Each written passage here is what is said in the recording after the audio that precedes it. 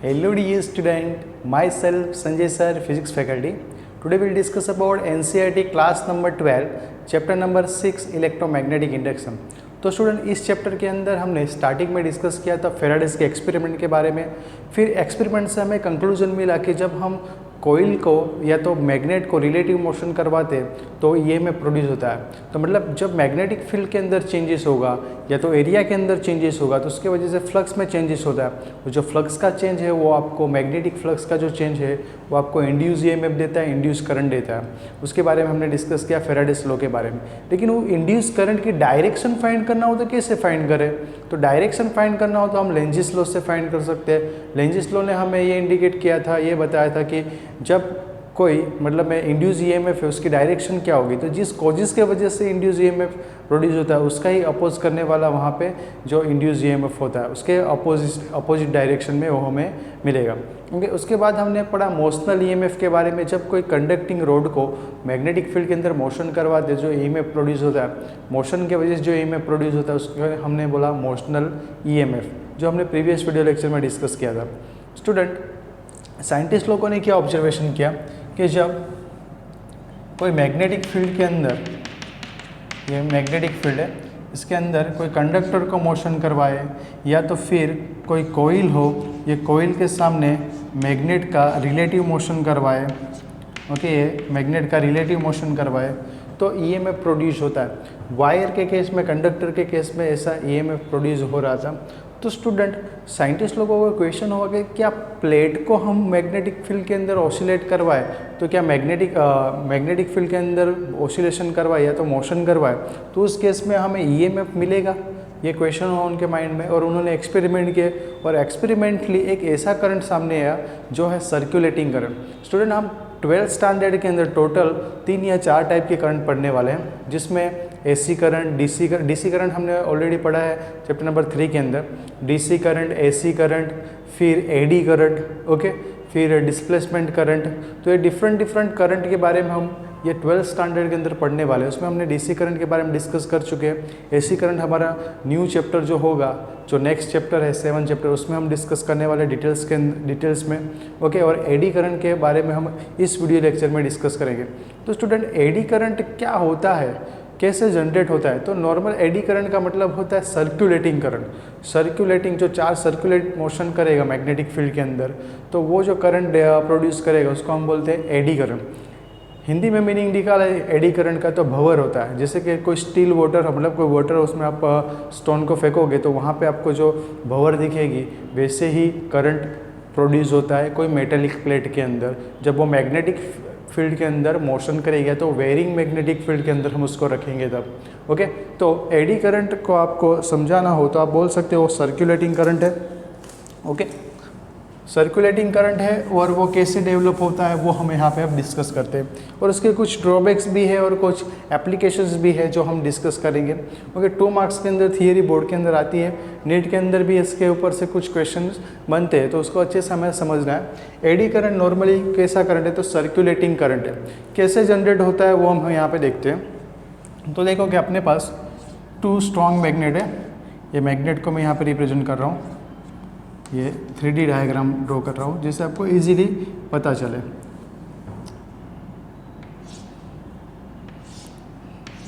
Okay, ये आपके पास 2 strong magnet है, ओके। और यहाँ पे एक रिजिड सपोर्ट जिसके साथ हम क्या करेंगे, एक थ्रेड के साथ मेटालिक प्लेट को जॉइंट करेंगे, इससे अटैच कर दिए।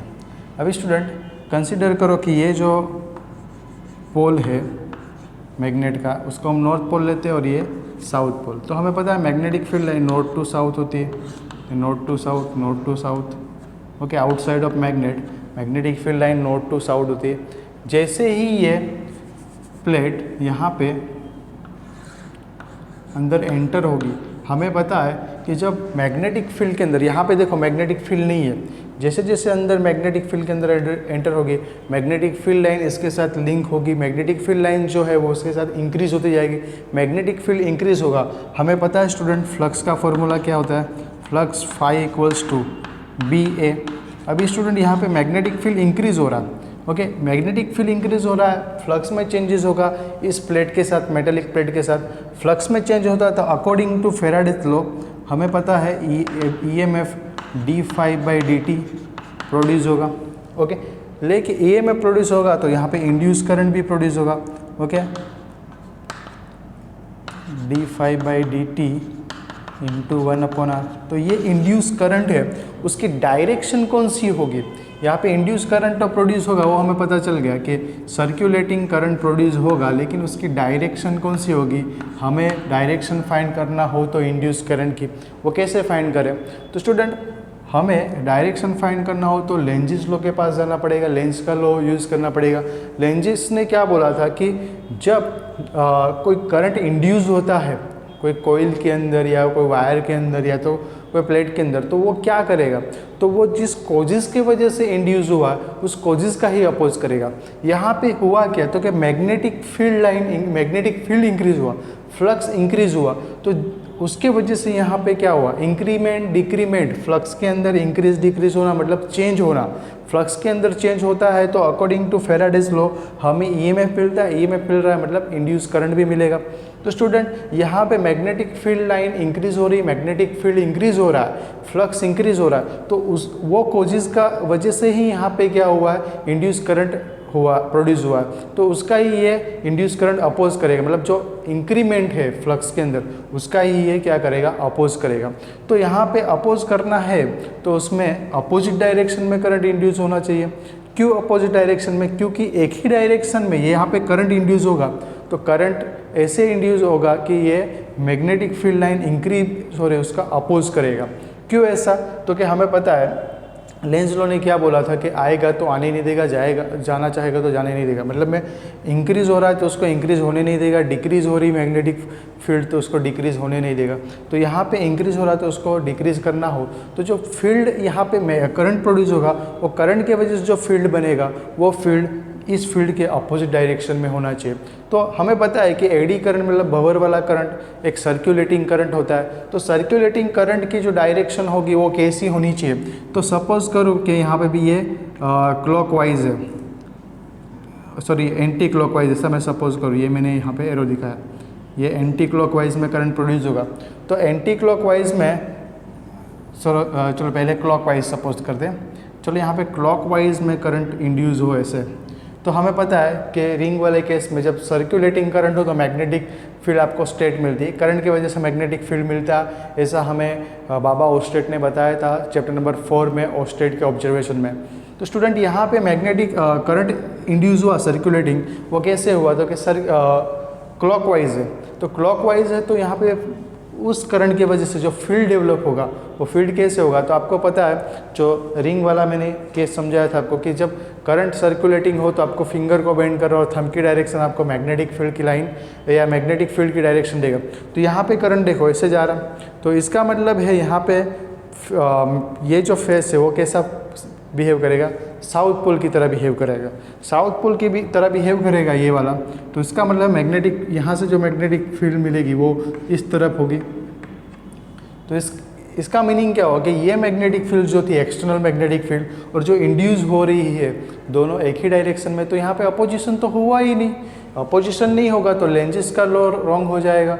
ओके, एनर्जी का कंजर्वेशन रॉन्ग हो जाएगा क्योंकि लेंजिस लॉ जो है एनर्जी के कंजर्वेशन को ओबे करता है। तो यहाँ पे ये रॉन्ग हो जाएगा क्योंकि फ्लक्स यहाँ पे फ्लक्स में जो चेंजेस है वो चेंज का अपोज नहीं हो रहा है, वो तो इंक्रीज कर रहा है, मैग्नेटिक फील्ड इंक्रीज करेगा रिजल्टेंट इसके साथ जो लिंक है वो। तो हमें तो उसको क्या करना है? डिक्रीज करना है। तो डिक्रीज करने के लिए यहाँ पे जो करंट है, जो सर्कुलेटिंग करंट है वो एंटी क्लॉकवाइज प्रोड्यूस होनी चाहिए। ये एंटी क्लॉकवाइज होगा तो देखो एंटी क्लॉकवाइज होगा तो ये नॉर्थ पोल की तरह बिहेव करेगा, ये नॉर्थ पोल है ये नॉर्थ पोल, तो ये अपोज होगा, मतलब मैं अंदर एंटर होना चाहेगा, ये एंटर होने नहीं देगा, इसमें का जो इंड्यूस करंट है वो।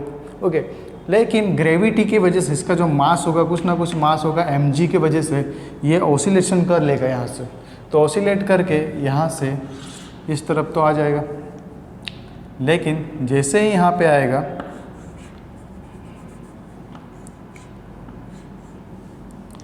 यहाँ पे आएगा तो देखो मैग्नेटिक फील्ड में से बाहर निकल रहा है, बाहर निकल रहा है, इसका मतलब है यहाँ पे मैग्नेटिक फील्ड लाइन डिक्रीज, इसके साथ जो लिंक मैग्नेटिक फील्ड लाइन है वो क्या हो रही है, डिक्रीज हो रही है। तो डिक्रीज हो रहा है उसके वजह से भी करंट इंड्यूस होगा, लेकिन यहाँ पे करंट ऐसे इंड्यूस होना चाहिए, इंक्रीज और डिक्रीज जो है वो वन टाइप ऑफ चेंज ही है। मतलब यहाँ पे मैग्नेटिक फील्ड के अंदर इंक्रीमेंट हो रहा था, मैग्नेटिक फील्ड के अंदर इंक्रीमेंट मतलब फ्लक्स के अंदर इंक्रीमेंट, फ्लक्स के अंदर चेंज हो रहा है, फ्लक्स के अंदर चेंज हो रहा है मतलब ईएमएफ जनरेट हो रहा है, इंड्यूस करंट जनरेट हो रहा है। तो स्टूडेंट यहाँ पे इंक्रीज हो रहा था, अंदर जा रहा था, तब जब बाहर निकलेगा तो फील्ड क्या होगी, डिक्रीज होगी। तो डिक्रीज जो हो रही है फील्ड, जो फ्लक्स डिक्रीज हो रहा है उसका ये अपोज करेगा, यहाँ का जो करंट इंड्यूस होगा, वो जो करंट इंड्यूस हो रहा है ये प्लेट के अंदर, कॉपर प्लेट के अंदर, वो करंट क्या करेगा, ये डिक्रीमेंट का अपोज करेगा। तो उस तरह से यहाँ पे वो ये प्रोड्यूस होगा, उसकी डायरेक्शन उस तरह से चेंज होगी। तो स्टूडेंट यहाँ पे मैं क्लॉकवाइज सपोज करूँ तो देखो ये क्लॉकवाइज इसमें करंट इंड्यूस होगा, तो देखो ये साउथ पोल की तरह बिहेव करेगा, ओके, ये साउथ पोल की तरह और ये भी नॉर्थ पोल है। तो यहाँ पे क्या होगा कि मैग्नेटिक फील्ड लाइन ये इसके साथ, ये देखो ये दोनों क्या होगा, जाना चाह रहा है लेकिन जाने नहीं देगा, लेंज़िस लॉ यहाँ पे याद करो, इसमें एंटर होना चाह रहा था, एंटर होने नहीं दे रहा था, जाना चाह रहा था, जाने नहीं दे रहा है, तो बस वही तो लेंज़िस लॉ, तो यहाँ पे भी लेंज़िस लॉ एक्ट करेगा, ओके। तो यहाँ पे जो करंट बाहर की तरफ जब निकलेगा तो करंट इसमें कैसा प्रोड्यूस होगा, क्लॉकवाइज, और अंदर एंटर होगा तब ये एंटी क्लॉकवाइज इंड्यूस होगा। तो ये जो सर्कुलेटिंग करंट है वो करंट के वजह से यहाँ का जो ऑसिलेशन है वो डैम्प्ड हो जाएगा। देखो पहले वो अंदर स्विंग होने के लिए रेडी था लेकिन वो अंदर आने नहीं देगा, फिर अंदर से फटाक से बाहर निकल जाएगा, फिर यहाँ पे जाना चाह रहा था, जाने नहीं देगा, फिर इससे ऑसिलेशंस कम हो जाएंगे, कम हो रहा है, ऑसिलेशन कम होते होते जीरो हो जाएंगे। तो उस तरह के ऑसिलेशन को बोलते हैं damped oscillation, electromagnetic damped oscillation बोलते हैं। तो यहाँ पे इलेक्ट्रोमैग्नेटिक डैम्प ऑसिलेशन के वजह से, यहाँ पे इलेक्ट्रोमैग्नेटिक डैम्प फोर्स लगने के वजह से ये क्या हो जाएगा, उसका पेंडुलम का ऑसिलेशन रुक जाएगा। अभी इस तरह के जो करंट है, एडी करंट है, उससे डैम्पिंग हो रही है। यहाँ पे हमें ऐसा नहीं करना है, एडी करंट को रिड्यूस करना है, क्योंकि एडी करंट के ड्रॉबैक्स भी है कि जो प्लेट में एडी करंट इंक्रीज होगा तो करंट इंक्रीज होगा, कॉपर प्लेट है तो यहाँ पे रेजिस्टेंस भी कम होगा, तो उस केस में करंट इंक्रीज होने की वजह से, करंट फ्लो होने की वजह से प्लेट गर्म हो जाएगी। अभी ये प्लेट गर्म होगा तो इसमें हमारा क्या ड्रॉबैक है, हमें क्या नुकसान है। तो स्टूडेंट हम ट्रांसफार्मर यूज़ करते हैं, ट्रांसफार्मर मूवी वाला ट्रांसफार्मर नहीं, जो हम मोबाइल चार्जर के अंदर हमारे सोसाइटी के बाहर बड़ी सी डिक्की सी मतलब होती है, दो पोल्स के बीच में बड़ा सा बॉक्स रखा होता है, तो उसके अंदर ट्रांसफार्मर होता है। बेसिकली ट्रांसफार्मर का वर्क क्या होता है, तो कि वोल्टेज को हाई और लो करने का जो वर्क है वो ट्रांसफार्मर करता है। तो सर ये हमारे चार्जर में कैसे यूज़ होता होगा। तो स्टूडेंट मोबाइल चार्जर से आपका मोबाइल चार्जिंग करते हो, अभी जो वीडियो देख रहे हो मोबाइल से ही देख रहे हो, तो उसमें उसके लिए चार्जिंग होनी चाहिए। तो चार्जिंग करने के लिए जो आप मोबाइल एडाप्टर यूज़ करते हो वो एडाप्टर डीसी पे वर्क करता है, डीसी करंट। और हमारे घर में जो करंट आता है वो एसी करंट आता है, लेकिन घर पे जो करंट आता है वो 220 वोल्ट या 240 वोल्ट आ रहा है, और वो भी कैसा, अल्टरनेटिंग करंट आ रहा है। आपने मोबाइल चार्जिंग में रखा है तो अल्टरनेटिंग करंट का मतलब है वो कुछ टाइम इंटरवल के लिए आएगा वापस जाएगा, आएगा वापस जाएगा, तो आपका मोबाइल तो चार्जिंग होगा ही नहीं होगा। तो उसके लिए आपको डीसी करंट चाहिए। तो एडाप्टर में ऐसी सर्किट होती है जिसको रेक्टिफायर सर्किट बोलते हैं, जो हम चैप्टर नंबर 14 में डिस्कस करने ही वाले हैं। तो यहाँ पे पहले तो देखो कि आपका मोबाइल जो वर्क करता है वो मैक्सिमम 7 वोल्ट पे वर्क करेगा, और घर में आ रही है कितनी 220 240 वोल्ट आ रहा है, तो इससे तो आपका मोबाइल फट जाना चाहिए, लेकिन नहीं हो रहा है क्योंकि एडाप्टर लगाया हुआ है। एडाप्टर क्या कर रहा है, तो वो 220 वोल्ट को 7 वोल्ट में कन्वर्ट कर रहा है, मतलब लो कर रहा है। तो इसमें एक ट्रांसफार्मर लगा हुआ स्टेप डाउन करके जो वोल्टेज को डिक्रीज कर रहा है।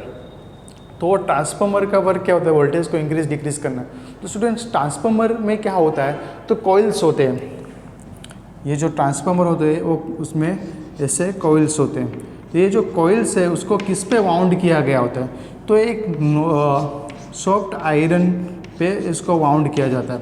तो ये सॉफ्ट आयरन यूज़ करते हैं। इसमें देखो करंट फ्लो हो रहा है, अल्टरनेटिंग करंट, यहाँ पे है प्राइमरी सोर्स होता है, यहाँ पे आउटपुट होता है। तो देखो करंट फ्लो हो रहा है कोइल में से, तो वहाँ पे भी मैग्नेटिक फील्ड लाइन जनरेट होगी। सोलेनोइड के अंदर देखा था, तो मैग्नेटिक फील्ड के अंदर हमने कोई सॉफ्ट आयरन को रखा है तो उसमें भी एडी करंट प्रोड्यूस होगा ही होगा। तो एडी करंट प्रोड्यूस होने की वजह से यहाँ पे टेम्परेचर हाई हो जाता है ट्रांसफार्मर में। आप लोग घर पे एक्सपीरियंस किया ही होगा कि जो एडोप्टर है काफ़ी देर तक चार्जिंग में रखा होता है तो गर्म हो जाता है। मोबाइल गर्म होता है उसकी बात नहीं है, बैटरी गर्म होती है, मतलब थोड़ा हॉट लगता है हमें, वो डिफरेंट केस है उसका। लेकिन एडोप्टर गर्म हो रहा है उसका मतलब उसमें जो ट्रांसफार्मर है वो गर्म हो रहा है। ट्रांसफार्मर गर्म होता है क्यों? क्योंकि उसमें एडी करंट जिसके ऊपर वाउंड किया है कोइल को, वो कोइल को वाउंड किया है, वो जो मटेरियल है वो सॉफ्ट आयरन हो जाए। तो सॉफ्ट आयरन के अंदर ऐसे एडी करंट प्रोड्यूस होते हैं, और एडी करंट प्रोड्यूस होने की वजह से हीट प्रोड्यूस होता है। तो हीट को रिड्यूस कैसे किया जाए? तो कि एडी करंट को क्या करें, कम करेंगे तब हमें हीट को रिड्यूस कर सकते हैं। तो एडी करंट को रिड्यूस कैसे कर सकते हैं? तो चलो समझते हैं एडी करंट को रिड्यूस करने का तरीका।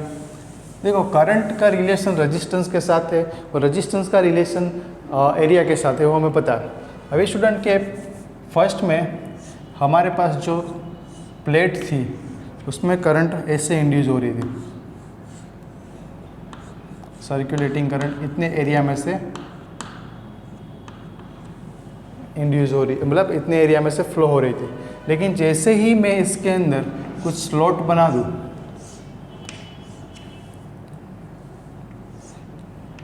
छोटे छोटे स्लॉट बना दे, तो उसमें होगा क्या? तो कि करंट इतने में ही फ्लो करेगा, इतने रीजन में से ही फ्लो करेगा, इतने एरिया में से ही फ्लो करेगा।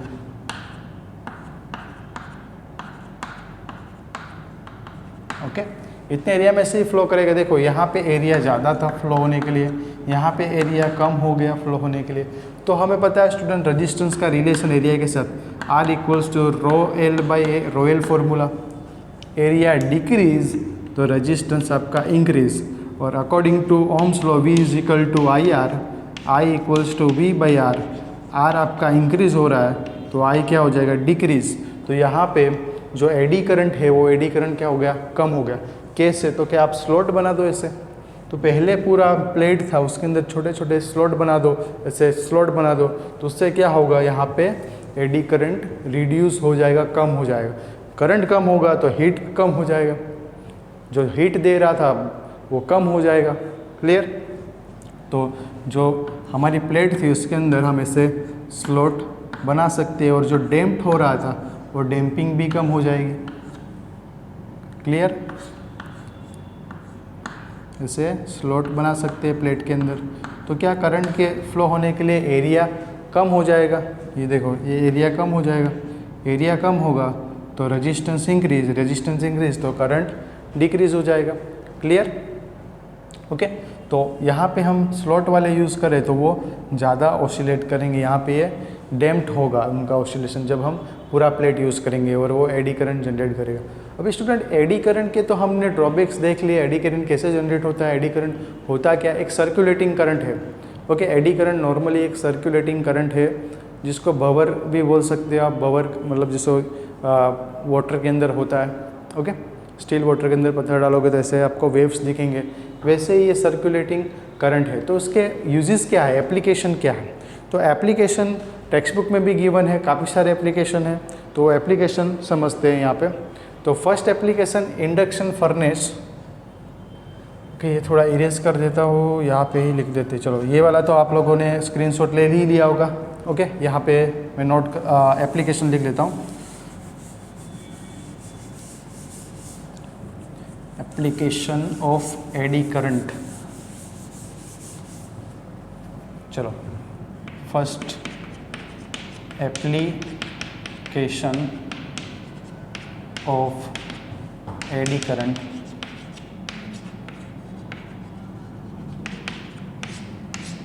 AD currents. ओके, तो फर्स्ट एप्लीकेशन है वो है इंडक्शन फर्नेस में। Induction furnace. ओके, तो स्टूडेंट इंडक्शन फर्नेस का मतलब क्या होता है? तो क्या ऐसे इंडस्ट्री में यूज़ होता है इंडक्शन फर्नेस में? मतलब में मान लो कि अर्थ है, अर्थ के कोर के अंदर हमें पता है जो मेटल्स होते हैं वो कैसे होते हैं, तो कि आयरन, कॉपर, वो सब मिक्स होते हैं। ओके, मिक्स होते हैं क्योंकि वहाँ पे टेम्परेचर ज़्यादा है, दोनों मिक्स होते हैं। सभी जो मटेरियल्स जो हम यूज़ करते हैं, मेटल्स जो यूज़ करते हैं, सभी मिक्स होते हैं कोर के अंदर। तो उतना ज़्यादा टेम्परेचर हमें लाना हो तो कैसे लाए, तो कि इंडक्शन फर्नेस से हम उतना ज़्यादा टेम्परेचर फैक्ट्री के अंदर आर्टिफिशियली ला सकते हैं, कोयल के अंदर इतना करंट पास करवा के, मतलब एडी करंट पास करवा के। तो जो एडी करंट से इतना ज़्यादा टेम्परेचर हाई होता है, उस टेम्परेचर का यूज़ करके हम मेटल को मेल्ट करके, दो मेटल को मिक्स करके हम वहाँ पे मेटल को मिक्स कर सकते हैं। ओके, तो इंडक्शन फर्नेस में हम यूज़ कर सकते हैं। दूसरा, इलेक्ट्रोमैग्नेटिक डैम्पिंग में, इलेक्ट्रोमैग्नेटिक डैम्पिंग। स्टूडेंट, डैम्पिंग का मतलब होता है ख़त्म होना। इलेक्ट्रोमैग्नेटिक मतलब यहाँ पे जो मैग्नेटिक के वजह से इलेक्ट्रिक करंट इंड्यूस होता है, उसके वजह से डैम्प हो रहा है, तो उसका यूज़ करके हम कोई चीज़ों में डैम्पिंग का यूजेस कर सकते हैं। इलेक्ट्रोमैग्नेटिक डैम्पिंग के अंदर भी यूज़ हो सकता है। फिर स्पीडोमीटर और इलेक्ट्रिक ब्रेक के अंदर भी, इलेक्ट्रिक ब्रेक, फिर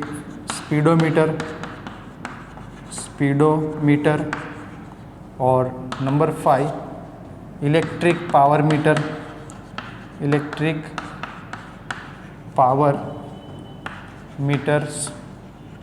ओके, तो स्टूडेंट, इलेक्ट्रिक ब्रेक मतलब जो आपने मैग्नेटिक ट्रेन देखा होगा, तो मैग्नेटिक ट्रेन जो है वो जो ट्रैक्स होते हैं उसके ऊपर चलती है, तो उसको ब्रेक कैसे लगाए, तो ब्रेक लगाने के लिए वहाँ पे एडी करंट का यूज़ होता है। एडी करंट ऐसे जनरेट होती है कि वहाँ पे वो रुक जाए, क्योंकि फ्रिक्शन के वजह से तो रोक नहीं सकते, स्टॉप नहीं कर सकते उस मैग्नेटिक ट्रेन को। ओके, तो मैग्नेटिक ट्रेन को ब्रेकिंग सिस्टम, मैग्नेटिक ट्रेन के अंदर ब्रेकिंग सिस्टम बनाने के लिए एडी करंट का यूज़ होता है। स्पीडोमीटर के अंदर भी एडी करंट यूज़ होता है।